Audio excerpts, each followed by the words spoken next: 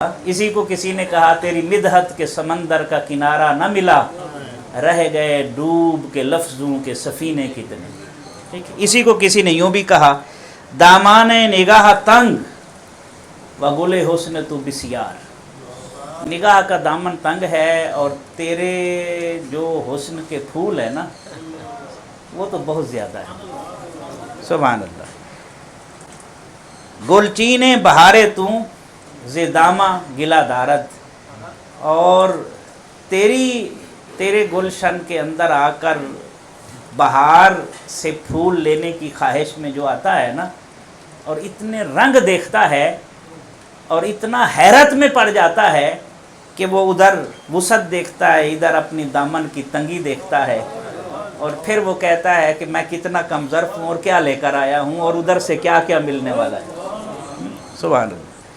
और यही बात मिर्ज़ा गालिब ने कही, जो बड़े एतमाद से कहते थे और ख़ूब कहते थे और बजा कहते थे, या रब ये न समझे हैं न समझेंगे मेरी बात, दे और दिल इनको जो न दे तू जो न दे मुझको ज़ुबान। और अगर तू मुझे ज़ुबान आसान नहीं देता तो इनको समझने वाले दिल दे दे। कैसे दौर में मैं पैदा हुआ, ये मेरी बात सुनने के अहल ही नहीं है। ये गालिब हैं। और बजा कहा, खुदाए सखुन कहा जाता है, एजाज़ सखुन से अल्लाह ने नवाजा। यही गालिब जब बारगाह रिसालत माब में हाज़िर होते हैं अलैहिस्सलातु वस्सलाम, हाथ खड़े करके कहते हैं, गालिब सनाए ख्वाजा बयज़दा गुज़ाश्ते। जहाँ तक ख्वाजा बतहा की मिदत सराई का ताल्लुक़ है, हमने किस पर छोड़ दी है?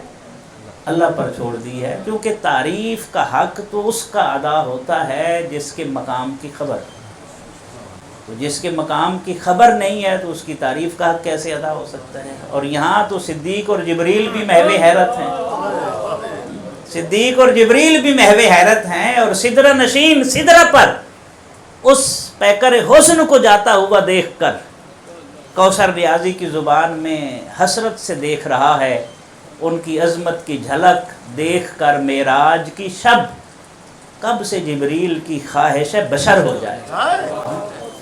इतनी रिफ़त तो मुमकिन ही नहीं है।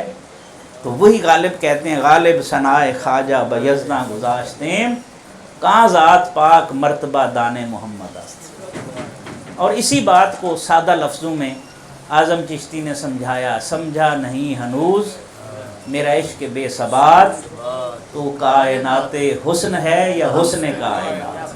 तो इसमें बिलाशुबा ये तो अपनी जगह पर बजा है और दुरुस्त है।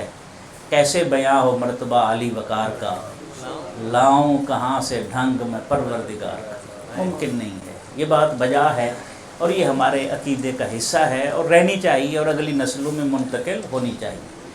इसलिए कि वरफ़ा आना अल्लाह का ज़िक्र रब ने फरमा कर उनके ज़िक्र को हर किस्म की मोहताजी से मावरा कर दिया।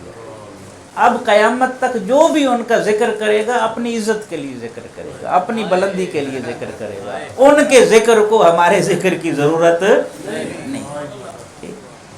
दूसरा पॉइंट जिसका ताल्लुक़ इश्क़ से है, ये भी बड़ा अहम है।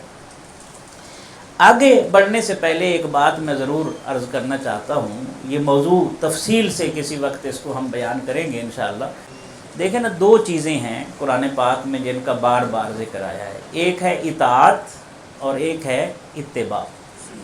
इताअत का माना है हुक्म मानना और इत्तिबा का माना है किसी के नक्श कदम पर चलना। ये दोनों अलग-अलग है। अल्लाह की हम इताअत कर सकते हैं, अल्लाह की इत्तिबा क्यों? अल्लाह का वजूद ही नहीं है। कदम होगा तो नक्श कदम होगा ना, यानी जो हम सोच सकते हैं, जिस तरह हमारे वजूद है इस तरह का वजूद अल्लाह का, वैसे तो वो वाजिबुल वजूद है, इसमें कोई शक नहीं है। लेकिन ये बात जहन में रखें कि इत्तिबा किसी पैकर की होती है, किसी सरापा की होती है।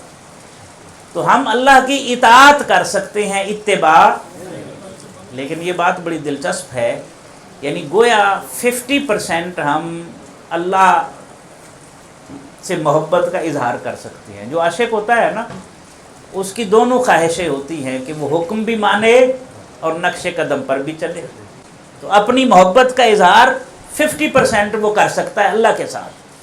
لیکن حیران کن بات یہ ہے اللہ نے قرآن کریم میں وَمَن يُطِعِ الرَّسُولَ فَقَدْ أَطَاعَ اللَّهَ، جس نے جو میرے رسول کی اللہ فرماتا ہے اطاعت کرتا ہے یا کرے گا، گویا کہ اس نے اللہ کی اطاعت کی، اللہ کی اطاعت کی، اللہ کی اطاعت کی. یہ فرما کر اس نے حق کی اطاعت بھی اپنے محبوب کی جھولی میں ڈال دی.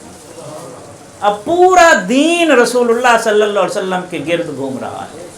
الاسلام یدور حول المصطفیٰ. علامہ نے ایسے نہیں کہا تھا مصطفیٰ بیرساں خیش را کے دی ہم آؤست، اپنے آپ کو کھینچ کر گھسیٹ کر بارگاہ مصطفیٰ میں لے جا، کیونکہ سارے کا سارا دین وہی ہے. گربعون رسیدی تمام بولہ بیست، اگر ان کے در دولت تک نہ پہنچا، ان کی دہلیز تک نہ پہنچا، تو پھر یہ سارے کی ساری بولہبیت ہوگی، اسلام سے اس کا کوئی تعلق نہیں. اب یہ بات بنیادی بات کرنے کے بعد وہ پروفیسر منیر نے کہا تھا، قصور کے یہ تھے اور بڑے پڑھے لکھے آدمی تھے، منیر قصوری. کیا خوبصورت شعر ہے. یہ کام کر سکیں تو بڑا کام ہے منیر، یہ کام کر سکیں تو بڑا کام ہے منیر، لوگوں کو آشنائے در مصطفیٰ کرے.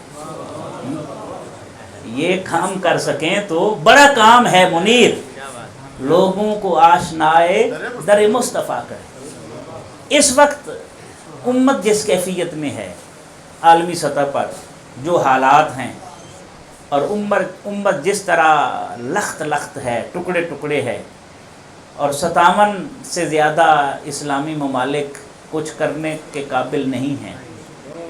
اجتماعی طور پر لاشوں کے چیچڑے اڑ رہے ہیں، اور لاکھوں لوگ جو ہے وہ جان دے چکے ہیں، شہید ہو چکے ہیں، لیکن ہم کچھ کرنے جوگے نہیں. یہ ایک ہمہ جہت زوال ہے جس کا ہم شکار ہیں. یہ بڑے دکھ کی بات ہے. کچھ اسی طرح کے حالات تھے، اس کو میں کھولنا نہیں چاہتا، یہ پھر پورا موضوع ہے، ہم موضوع سے پھر ہٹ جائیں گے. کچھ اسی طرح اور اس سے ملتے جلتے، بلکہ اس سے زیادہ ابتری اس وقت تھی جس دور میں علامہ اقبال تھے، کہ ایسٹ انڈیا کمپنی آ چکی تھی، خلافت عثمانیہ کا خاتمہ ہو رہا تھا، مسلمانوں کے اجتماعی وجود کو بخیہ اس کے بخیے ادھیڑ دیے گئے تھے، اور عجیب ایک دکھ کی کیفیت تھی اور کرب کی کیفیت تھی، اور کہیں سے بھی کوئی امید کی کرن نظر نہیں آتی تھی.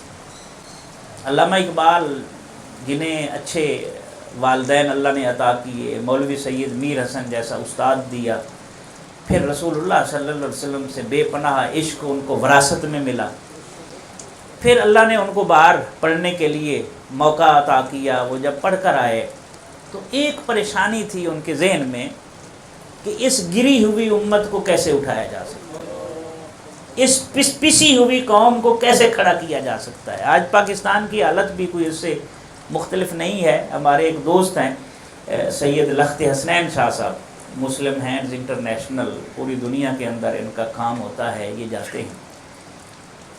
میری ملاقات ہوئی، وہ کہنے لگے ڈاکٹر صاحب میں پوری دنیا گھوما ہوں، شاید ہی کوئی ملک ہو جہاں جانے کا موقع نہ ملا ہو ہمیں.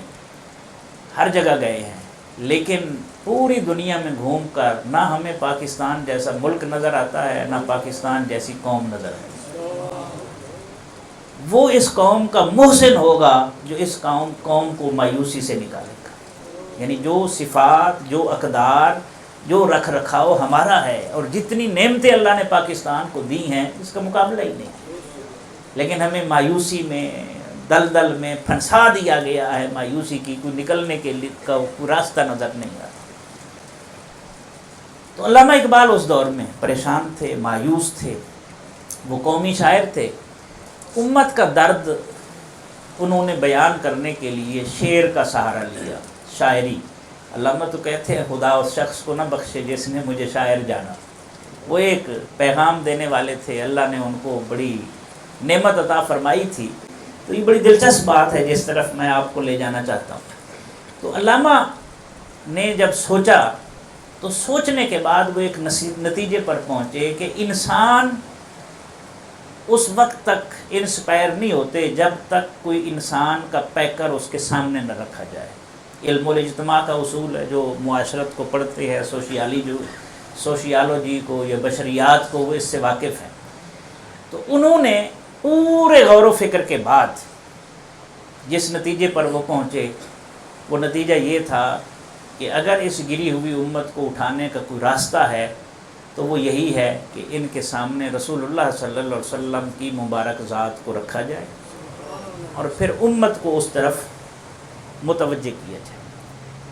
اب یہ نیریٹو انہوں نے بنایا اقبال نے، اور پوری شاعری کے اندر اقبال نے جتنا ایمان بالرسالت پر لکھا ہے نا، پوری تاریخ انسانیت میں اتنا زیادہ کسی نے نہیں لکھا، اور بڑی ذمہ داری سے میں بات کر رہا ہوں، اور اتنا کلیئرٹی کے ساتھ لکھا ہے۔ اور میں ایک جملہ صرف بول دیتا ہوں کہ رسول جو ہوتا ہے نا، امت اور رسول کا آپس میں بڑا گہرا تعلق ہے۔ امت ایمان بالرسالت کی وجہ سے بنتی ہے، امت ایمان بالتوحید کی وجہ سے نہیں بنتی، یہ یاد رکھیں۔ اور جب تک نظر رسول پر رہتی ہے، امت رہتی ہے، نظر نیچے آتی ہے تو فرقے بن جاتے ہیں، جس کا ہم شکار ہیں اس وقت۔